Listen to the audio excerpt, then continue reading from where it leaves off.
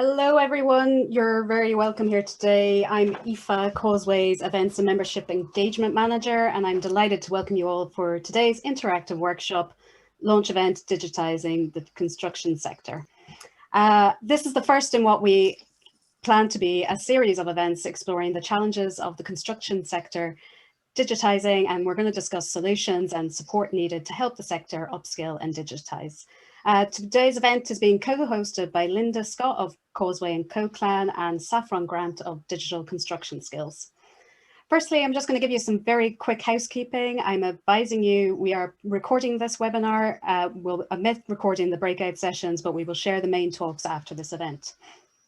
I'm also like to advise you that you're all on mute to begin with, but today's event is going to be extremely introductory. So after our introductory talks, we are going to have breakout sessions. We're going to be running polls. We're going to discover what stage of your digital journey you're at. And in workshops, we're going to go deeper to discuss your experiences of challenges to digitising within your sector.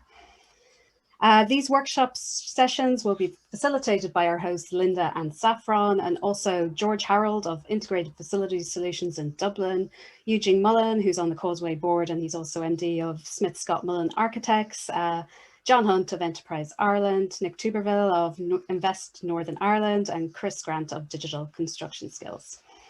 After the breakout room workshops, we'll all then come back into the main room, and our hosts and group facilitators will recap the highlights of the discussions within the breakout rooms. And we will also have a talk from Nick Young of the Scottish Government, who will give an overview of their digital strategy and what support is out there for businesses. I am aware we have quite a mix of people here today from across Scotland and Ireland, from both construction and digital sectors, and also some who are Causeway members, some who are not. Regardless, everyone's very, very welcome here today.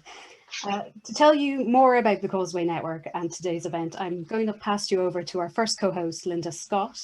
Linda, as I said, is a Causeway board member. She has been involved with Causeway for many years.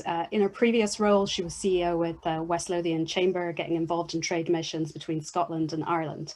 She's here today, though, with two hats because her main role today is as Chief Marketing Officer and Head of Industry Engagement with Digital Skills Academy, CodeClan. Over to you, Linda. Thank you very much, Aoife.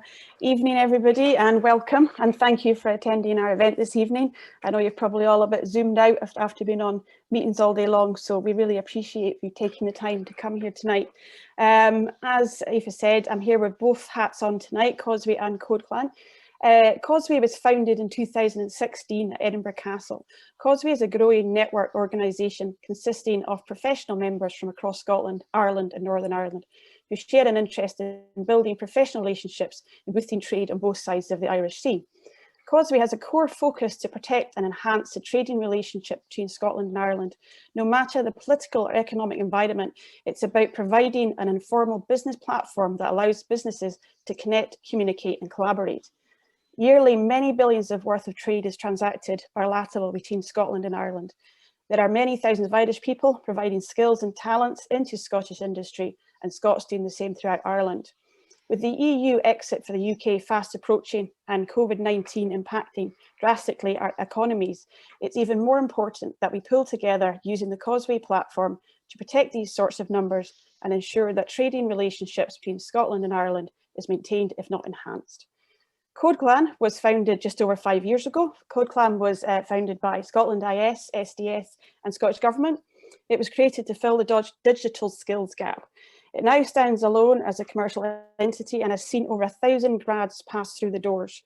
Our grads are generally reskilling individuals who've come from a varied background, covering almost every sector there is, which is what gives us our unique USP of digital skills combined with real life skills that many businesses use to their advantage. Some examples being we have a company that has a hospitality platform that then hires any of our grads with hospitality background. Our fully immersive courses are professional software development, which is 16 weeks long, and our data analysis course is 14 weeks long, and we run several short courses for industry. CodeClan has over 180 industry partners and now 13 alliance partners, with CodeClan being one of them, with networks of over 10,000 businesses. These partners hire our grads and send their current staff to upskill, which is hopefully what we're going to talk about a bit today, into our full-time course and our 2 to 5 day short courses. We also offer a bespoke package where we can bespoke your individual needs as a company. It is so important now more than ever that we look at how we digitize our business and how we skill our staff to manage the times ahead. If companies don't, they will struggle in the future to keep up with the tendering process and being part of the larger supply chain. Hence the reason we're all here today to start that discussion. I would now like to pass you over to Saffron Grant from Digital Construction Skills, who will explain the aims, format and key desires from this evening's event. I look forward to chatting to some of you in the breakout rooms. Thank you, Saffron.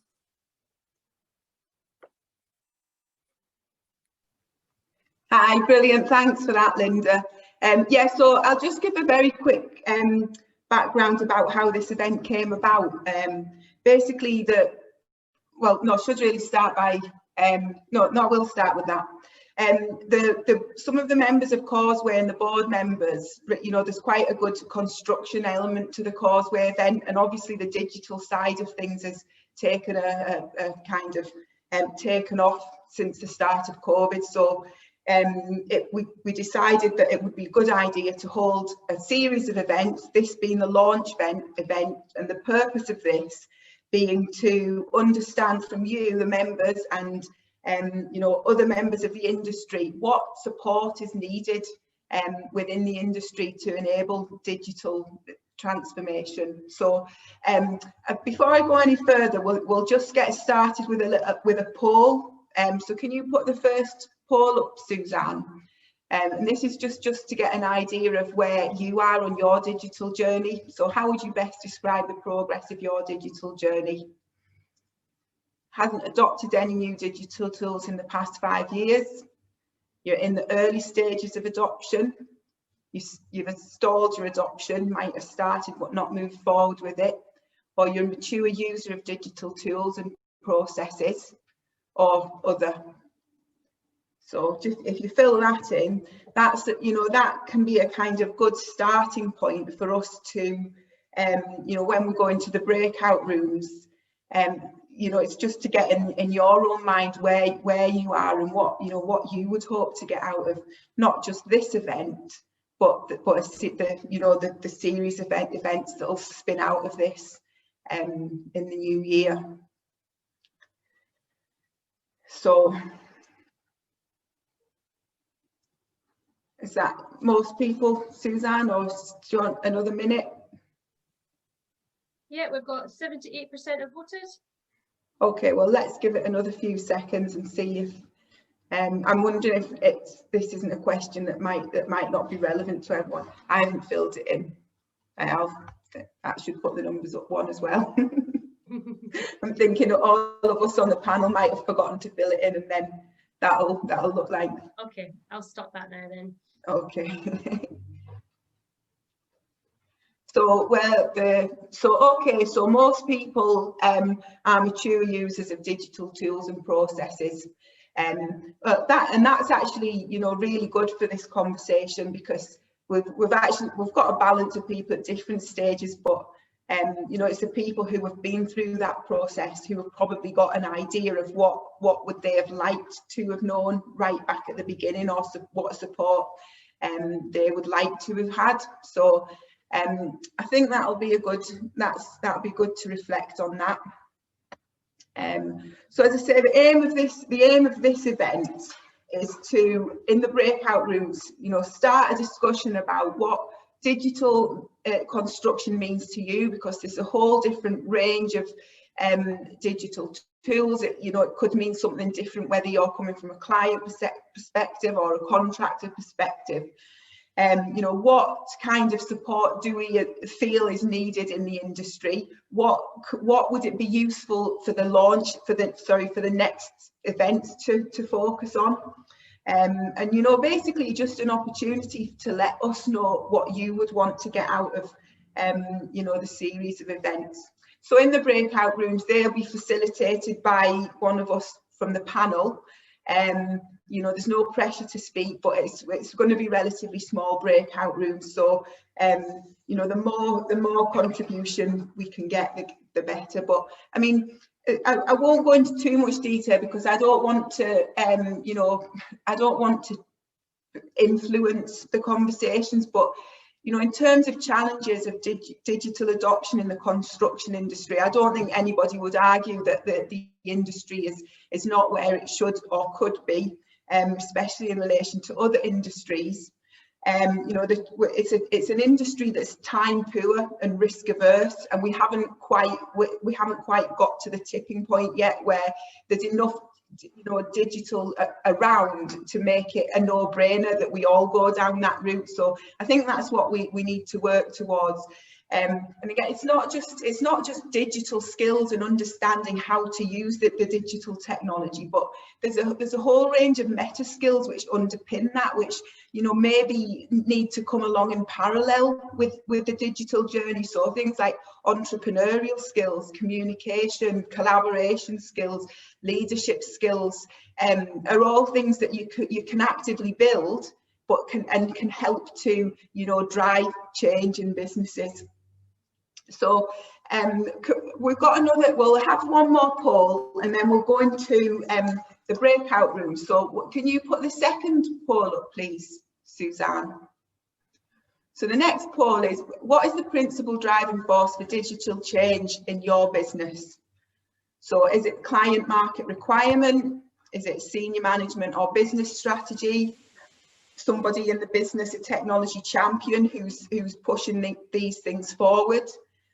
Or is it because you've had to adapt due to the pandemic, or it might be that the pandemic's given you a bit of time to to come off the treadmill for a while and think and reflect, or other as well. So it'll be interesting to see what these are again, because that can inform the kind of support that's needed. Okay.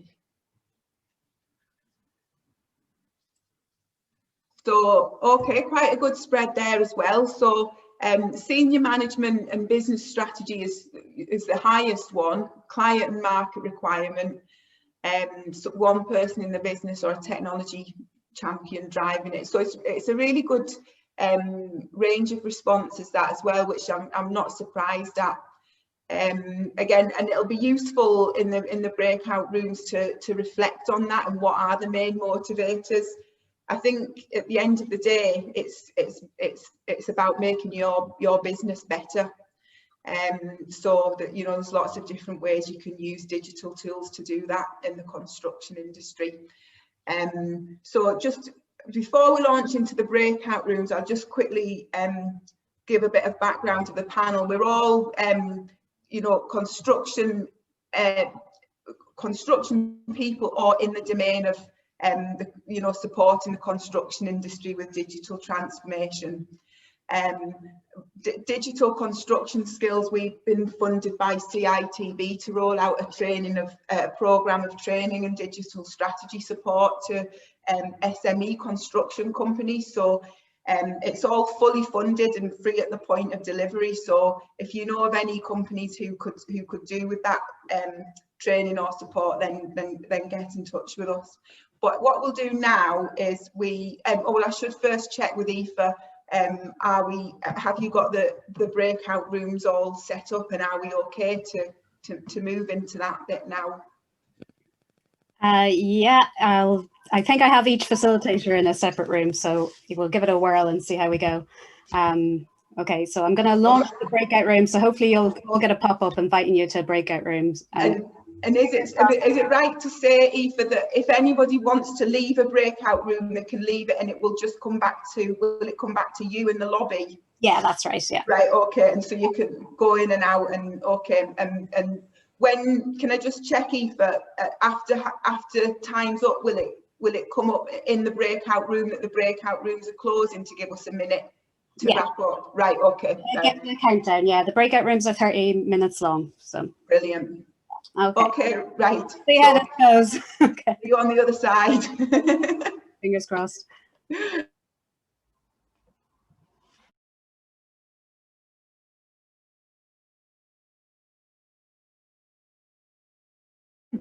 That was a very quick half an hour. Did you speed up the time there, Aoife? I know. I think that was actually 5 minutes. Yeah, they were really good sessions. Yeah. Really good. I'm saying it's a good job I got all those extra piles of paper when I saw this meeting. I know. I know. This is meant to be digital construction. We're all writing with pen and paper. Right, I think that's everyone back. So if you guys, as facilitators of the group discussions, if you want to kick off your highlights from what was discussed in each of your groups. So Saffron, do you want to kick off? Okay, so I'll go through the questions in order. So the digital construction, there was like a kind of consensus that basically mimicking what manufacturing's been doing for years is what the construction industry should be doing. So, basically eliminating unnecessary costs, making people accountable, using the right procedures and processes, thinking about the whole life. The digital tools can allow us to think about, just right from the planning stage right through to the end use. So digital construction is a way of facilitating that, but it's basically good business. It's basically what we should be doing. So that was should we go around each person on that topic, or shall I just continue through all three of our questions? You continue, Saffron. Okay, right. So barriers to adopting digital tools and ways of working. Again, similar viewpoints really, is that the people either who are driving it or who are using it across the board, they don't see the benefits, and they don't see, if there's not an immediate return on it, they don't see, it's hard to get them to buy in. But it's the early adopters who can lead by example and de-risk it for the people who are hesitant to be trailblazers. So one of the things that we said we thought could be what needs to change is that there just needs to be more examples and more visibility on where it is doing well, and what what the kind of success stories are, and in terms of what support would help, and what how these events could be helpful. It was basically more of the same as this, like engaging groups and being able to have discussions and building relationships around these conversations. Okay, shall I dive in with some take from our group? We started off with a fairly broad thought: if it's not digital, what is it? Which should set the scene for our conversation. And I suppose where that came to is that most of it's about businesses using technology as much as possible in order to make them more competitive, and that is where they need the digital journey to take them. I think one of the things that came through was a sense that there are all sorts of standards within the construction industry, if we look at the sort of BIM standards and things like that, but that construction companies have a habit of taking these and then sort of putting their own flavor on them, maybe not as standard as we would like them to be. And the irony is that in certain respects that variation leads to competitive advantage. So there's nearly a business and competition reason for doing it different from others. We talk quite a lot about the link to manufacturing, as you mentioned, Saffron, but also the standardization. Why do we need different primary schools everywhere, and is there not scope for 80% standardization, 20% personalization? And that got into the IKEA conversation, obviously, in terms of your door fronts, and how that standardization would help significantly with the digital approach. One member of our group has just run a seminar on digitize or die. So there's pressure there in the industry to get on with this. And one of the big battles, or one of the big issues, seems to be the capability of people in organizations to actually adopt the new technology, and a fear of that, and the process of how you bring them on that journey and make it work for them in that context. And we talked a little bit about how you do that. Is that top-down force? You must do this if you want to do this project, or you must do this sort of digital engagement if you want the money. So what sort of drives that? And then that got into conversations about supply chain and who's in control there. Okay, passing on to Linda. Hi, yes, okay. I've got, I don't know if I can read half my writing actually. So first question, the sort of solutions, discussions we had around basically that digital construction is tech solutions that improve a bit of an outdated system. Tech solutions that could do better, cheaper and safer was a big point, a lot safer, and what couldn't have been done before.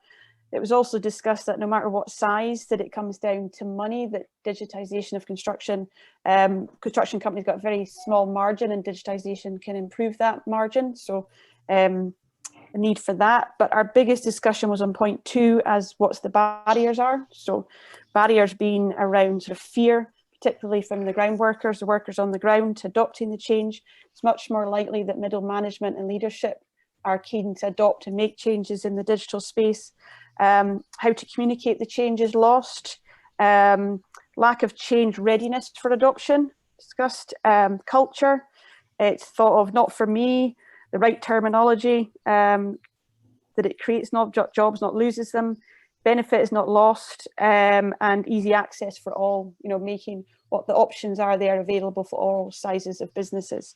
It's affordable. And what needs to change is basically that, is this sort of, is the culture and the communication on how the change will affect and benefit everybody involved in the business, not just the business themselves, how it actually will help the workers on the ground be safer and do their job easier and better.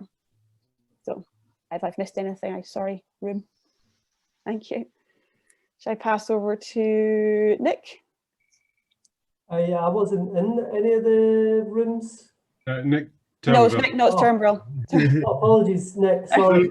No worries.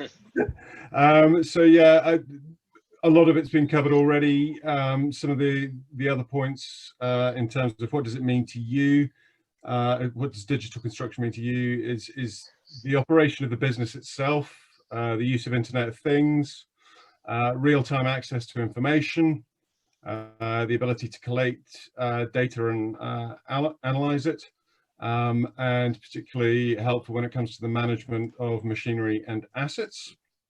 In terms of barriers, yeah, a lot of it's fear factor. How do you manage it? Awareness, fear of the wrong investment, lack of a common language, and understanding the return on investment.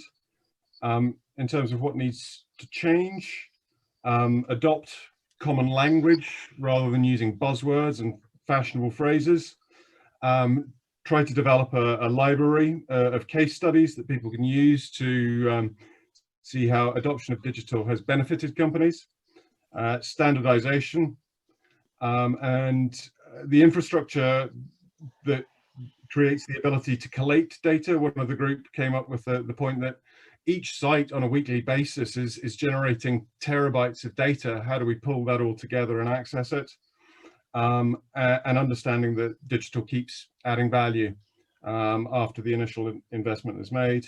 And then in terms of support, this has been very welcome as an initiative. Keep running groups like this, have champions, have top to bottom in groups, you know, tier 1s, tier 2s, tier 3s, so everyone understands how they can benefit from it together. So hand over to John. Thank you, Nick. And I suppose just a couple of observations before I run into some of the excellent comments that have been made and fed back around these two questions. So one of the big things that that's talked about a lot, I suppose, is user acceptance of technology and how the past year has kind of moved us forward at ×3, ×5 the rate we might have got to before. And we had a really good room. We had a really good open conversation. And I just thought it was a really good example of how we as individuals within the construction sector are not only working with technology that works and works 99% of the time, but how comfortable we were in this environment. And it did feel like a room that we were all in and sharing ideas, and a nice departure from the one-to-many, the PowerPoints, the large-scale presentations that we've all been a part of over this time, and just breaking that down into small groups. And I think we got some really interesting points and outcomes from our conversations. So the first question, what does the term digital construction mean to you? Brian Donaldson, for him it was all about building information modeling. It was about BIM, and he made the point around certain sectors, particularly those that are they're sector specific, that are very technological, like pharmaceutical, where the complexity in their design and construction processes, they necessitate BIM. Katerina, for her, digital construction was about accessible information. So information that can be shared between mobile devices, right information, right place, right time. Ian Atkinson we talked a little bit about the paper to data transfer, but he made a really good point around the visualizations. It's not just about creating data, it's how we access that information. And obviously visualization, a great way of getting it underneath this is and using the information very rapidly.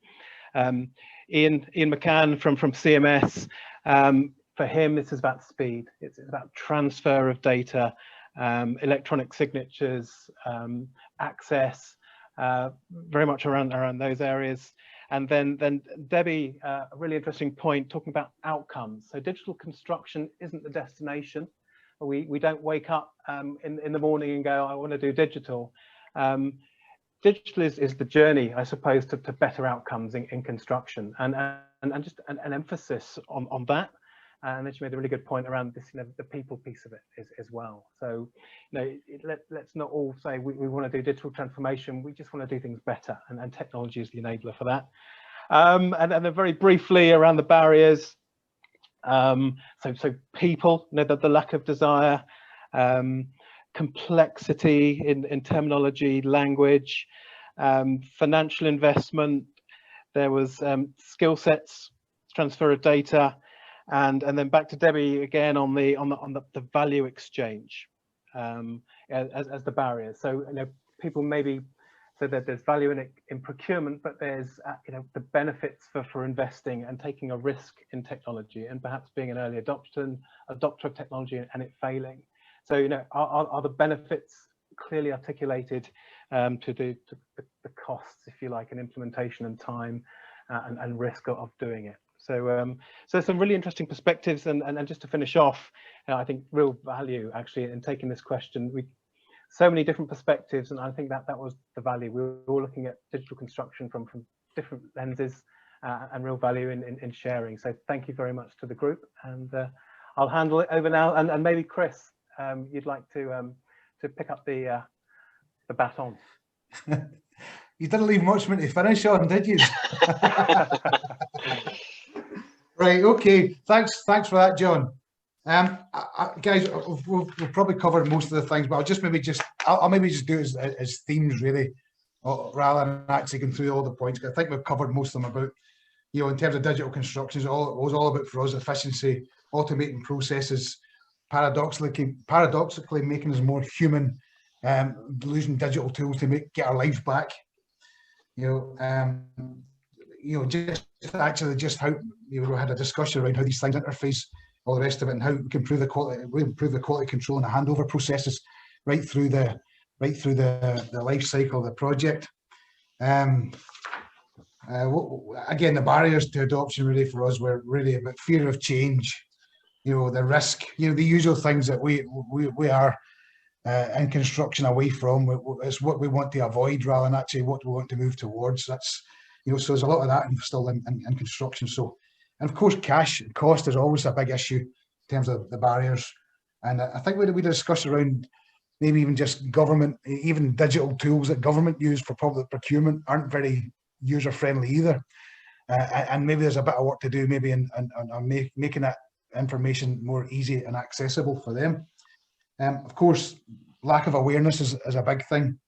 And then we had a bit of a discussion around the challenges really for SMEs, and felt that the cost of a lot of this software would appear prohibitive to them. So they were our main barriers, but I could go on, but I think we've covered it for the rest of them elsewhere. And finally, what needs to change? I thought I think some of the changes we thought there's a lot of trade bodies all doing their own digital things, and maybe a bit more of a, you know, there's a platform or some kind of common approach that we can have as a construction industry. I know it's a big ask, but maybe that is something that is a challenge. Open software, you know, all the interoperability issues we've got with software, and maybe some of the bigger players who don't maybe want to be as collaborative and sharing, you know, their platforms with other, you know, smaller companies. And I guess we thought what support could help. Peer support for SMEs would be a big help. More collaboration, maybe some collective bargaining for smaller businesses to maybe collectively purchase some of these digital tools might be a good thing for them. So yeah, it was a great conversation. Thanks everyone for taking part in that conversation. It was great. Okay. Chris, thanks for that. I'm just the last one to sum up, so I'll go through it fairly quickly. First of all, I thought the group was great. The breakout rooms were really an excellent idea. It gave us a chance to talk in a kind of informal setting about what's going on in everybody's area, and we had quite a different approach. We talked about what needs to change from a digital transformation point of view, and the group were very good in terms of the feedback we were getting. And one of the key things that came out from was actually the cost of all this digital transformation. That's possibly a topic that we could look at going forward in these series of events. Like, there is cost in everybody in the supply chain, from subcontractors, from suppliers, and everybody's being squeezed and everybody wants to make a margin, but they're being encouraged to use digital transformation. But there is a cost to that, and it happens from a subcontractor's point of view, from a supplier's point of view, and that was very interesting, I thought.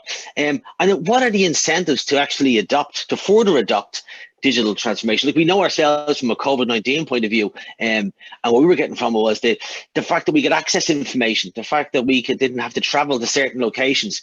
There was what are the incentives then to keep that going? And that was a good advantage to us. Also, another incentive was to drive digital transformation was the carbon footprint. That's going to be a huge issue now going forward, to encourage that sustainability in the industry. And because the industry we're in, the construction and facilities management, is one of the slower to move in digital transformation, what are the incentives for us to actually adopt more and get more people in the industry to adopt more? Like, you know what I mean? And that goes through from both the owner operator, the design team, the construction team, the subcontractors, suppliers, to get everybody involved. And one of the things that was stopping that change was, and everybody's mentioned here in different groups, was there's lots of standards. There's lots of organization. But I think in this forum that we're talking about now, it's allowing us to discuss all those standards and kind of come to one that's kind of a bit more generic, a bit more common, that we can all kind of adopt off. But in general terms, very well informed group, and it's really encouraging, the fact that all these different ideas are coming up now, and it's a way for us to talk further about the next couple of events. Good, thank you, George. Okay. Move on, guys. Thanks, everybody. I think Michael wanted to say something. Michael, do you want to unmute? Yeah, thanks, guys, and thanks, Causeway, for running this. Really good to see everyone. Yeah, just one of the things I wanted to comment on was, you know, digital leadership, and really I think that's what makes the difference when you're trying to do digital transformation and change. But also when you're, you know, for people who are just at the start of this journey, to be cautious about the engagement that you're about to go into. I spoke last year, and I'm very passionate about, you know, talking about this type of leadership that's required, but also, you know, put things into perspective. Like, in a lot of honesty, you know, a lot of digital transformation and change in a lot of sectors has been disastrous, and it hasn't really delivered the benefits that it promised. A lot of that comes down to the digital leadership. I'll share a talk that I gave last year, but really that was focusing on things like the fact that Lloyd's Bank, who spent absolutely millions on this, and I still couldn't change my address there, or that their password reminders were just an absolute nightmare. And again, I couldn't really access things. I had to have 2 different devices and all these things, 3 different names to go in. So just be cautious that, you know, like when you're looking for, you know, partners to work with, that you're thinking about, you know, not just their longevity in digital transformation and change, but actually their track record and you know, how they're going to take that leadership forward. Okay, thank you very much. You know, there's Sorry, can you hear me? I can hear you now, yes. Can yeah. Yeah, I suppose I think it's looking at other industry sectors. So, you know, it might be the travel industry or other kind of B2B sectors. You know, what have they done in digital transformation? I think probably you can learn from other industry sectors and perhaps bringing in experts to talk about how things were transformed in those sectors. And then also possibly talking to some of the universities about how they could get their kind of internal skill sets working together. So their data scientists, their engineers, their software engineers, to perhaps kind of look at this problem holistically. Yep. Very good point. Is there anybody else that's here that'd like to add to any of the discussion we've just had there, the points that we've raised from the breakout rooms? Could I raise a point, please? Yep. Thanks, Linda. I mean, and Saffron will know where I'm coming from on this. There is lots of information out there around digital competencies. Yes, there's lots of frameworks from literacy to IoT, etc. We need to leverage that. A lot of it's in other sectors. It's highly applicable into the built environment. Yes, we just need a vehicle for doing that, collaborating it and actually doing it, and doing it in an intelligent manner that people can then use that to upskill the people in the industry or attract people into the industry. Yes. I think it's too many silos, too many trade bodies doing bits of this, bits of that. But part of the digital agenda is digitizing data and knowledge around competence. Yes, it's my domain, it's my passion. If anyone's got any more interest in that, please come back to me. But it's part of the digital agenda. But even sadly, post Grenfell, it's not recognised this bit properly, and we can't transform without it. Yep, very good point. Yeah. Anybody else have anything they'd like to add before we move on to the? Sorry, it did just occur to me after Debbie's point there about Grenfell. We're seeing a different process, and nothing like as tragic or awful as what happened at Grenfell, but with some recent issues at NHS new build hospitals. A new assurance process has been started from the government down, driven by Health Facilities Scotland, and it would have been immensely useful if there were a method of digitising every single conversation and decision that is made in the lifespan of a project. And actually Gary in our group made a point just about a change in specification of materials. Those are the sort of decisions which this NHS assurance process is effectively looking to see documented. And of course it's a nightmare, because if you've got weekly design team meetings with lots of stuff being passed back and forth, that is not all documented. No level of minuting in the world is going to capture every decision and how it was discussed. And it's, unfortunately, I'm not offering a solution here, but I'm just saying it feels like there's a real drive from NHS, and there'd be an opportunity to, I don't know. Ian, could I follow back that there is a solution, and it's come out of the financial industry. If you look for a company called Intelligent Voice, they can take any Zoom recording or anything like this and turn it into the paper version, the Word document. So, and it's British technology. So there are ways, and the reason that happened is they had to record all the conversations in trading rooms. So if you imagine, if you imagine what's happened in the financial sector, so we have to look at other sectors to get the solutions. But they do exist. I was just going to say, great business opportunity for somebody there. We want to transcribe yes. hours of weekly design meetings, but that's the first point to call, is something like Intelligent Voice. Yeah. Thanks, great. David. Anybody else? Just picking up on Ian's point there, I can't help but think, what would the impact be on all the people around those tables and around the sort of foundations as you're standing on the site in your muddy boots, if everything was being recorded? What would you say, or what would you not say? And how careful would you be, given we're in a fairly litigious industry in the first place? So it feels to me like that's a sort of technology which could have a significantly negative impact on the industry. Like Big Brother. Yeah, I'm sorry to comment again, but I think I was just in a conference another day ago.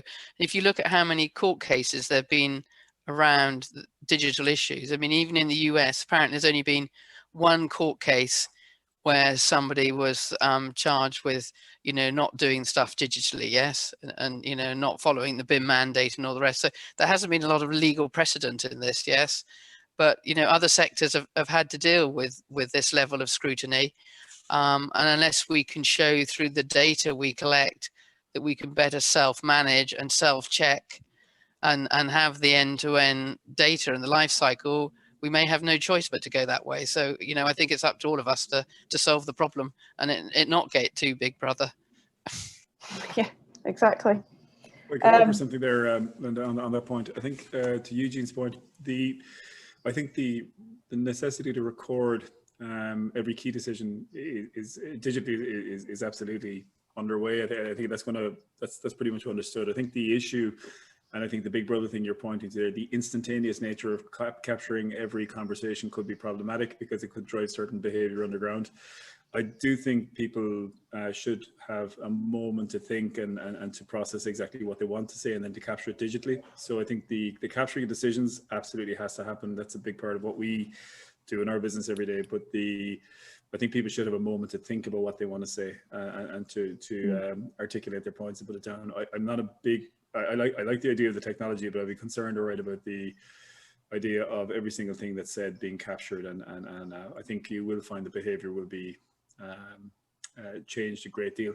On the other hand, behavior has to change because what we've seen in the Grenfell inquiry and the kind of things that people put on email and the sheer stupidity of that was really interesting. You know, I personally have an opinion that the fact that you can now answer emails with a mobile phone means that people treat them like text messages sometimes, and they don't necessarily think enough about what they're putting on email.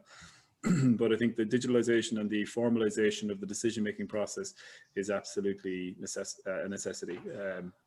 But the how is very important. Yeah, very interesting point though. Yeah, very, very interesting point. Fine line, as you say, between Big Brother and saving lives in the long run. So that was really good. Sorry. If possible, I'd like to make a point about recording. This is a point that I also made in our breakout rooms. I come from the company FACAM that records everything that happens on the construction site in a visual form, no voice, just a vision. And so what we've seen with our customers, some of them were initially not too eager to let cameras on site, the cameras that ultimately they see the benefit of disputes being not happening, because when we have the recording and the full documentation of what happens, the dispute simply doesn't happen. It doesn't need to be resolved. It doesn't happen because we see it's a catchphrase, but the ultimate source of truth. Yeah, it's whatever we have documented in a recording basically sets the issue. Okay, thank you very much, Natalie. Natalie. Mm-hmm. Okay, I think we will have to end the questions here now because it's time for us to hear from Nick. So we've got Nick Young here from Scottish Government, and Nick is going to discuss today about the new Digital Adoption Fund that was announced on Monday. So over to you, Nick. Yeah, hi everyone. Thanks for having me along. I'm Nick Young. I feel like a complete imposter today.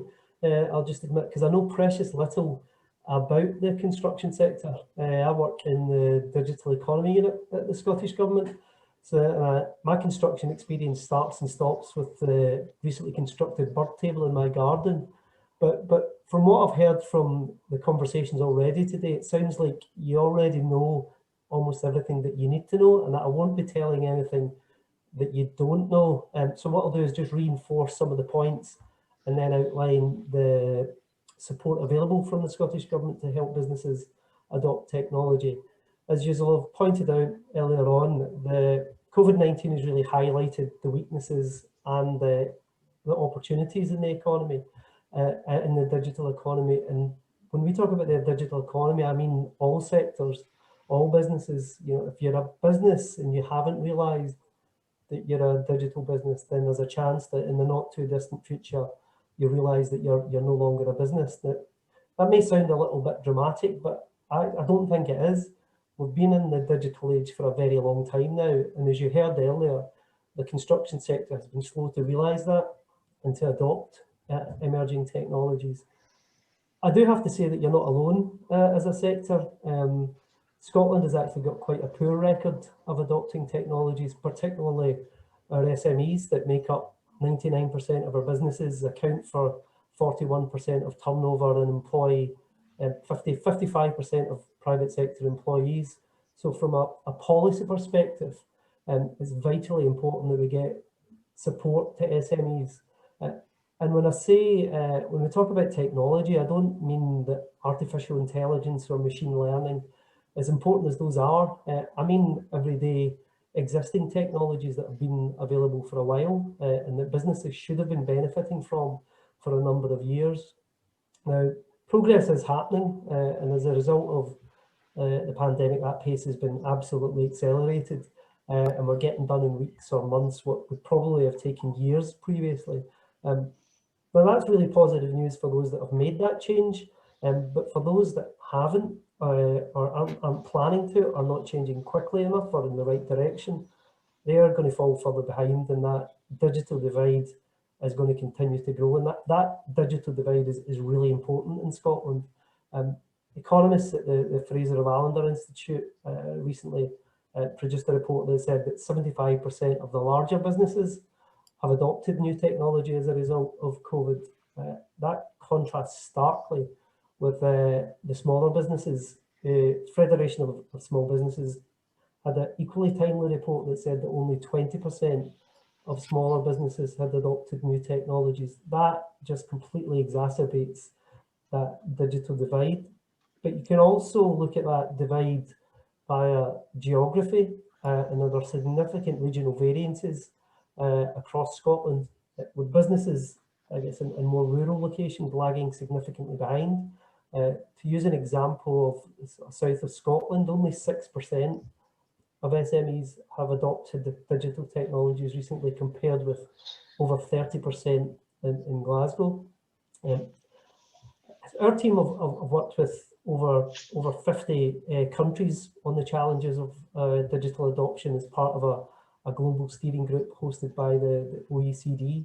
And the biggest single factor that came through that research, and indeed some of your conversations today, has been the lack of awareness, and that just too many business owners and decision makers don't know what they don't know. So raising that awareness is the key thing for the Scottish Government, and I'm really pleased that this event is happening today. There's got to be an absolutely sort of collective endeavour to make sure that people understand and are aware of the benefits of digital technologies. We need to make a much stronger case that digital technologies has significant impacts on competitiveness, productivity, resilience, workforce development. And that sort of takes me on to some of the existing support that we've got available in the Scottish Government.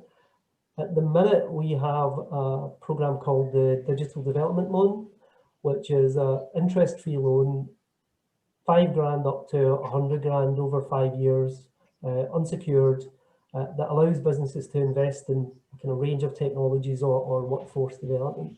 At the moment, I think we've had just over 100 businesses take up that loan, and they are as wide and varied as the businesses across Scotland. They come from every geography, and they range from sole traders to multinational, multi-million organisations. And when I look at the range of projects that have been invested in, they're also as wide and varied as those businesses. So something really critical when people think about investing in technology, that it is not just for technology companies, it's absolutely every business and every sector. I guess at the other end of our support for businesses is a programme called Digital Boost, which is delivered at local authority level by Business Gateway. That offers 21 hours of free consultancy support. And recently, to sort of bolster that, we've introduced a grant for businesses to invest up to £5,000 in their digital journey. I have to say, I've been really pleased and actually, yeah, I guess a little bit surprised by how the demand for that has rocketed. We basically bumped through the budget for that in the space of a few weeks, which was really encouraging. And it led on Monday to the Cabinet Secretary for Finance announcing that we've got a further £12 million to invest to support businesses take advantage of technology. Now we are, I guess, just in the process of going through the finer details on that. We do expect that to be, the details of that to be announced over the coming weeks, with businesses being able to benefit from that early in the new year.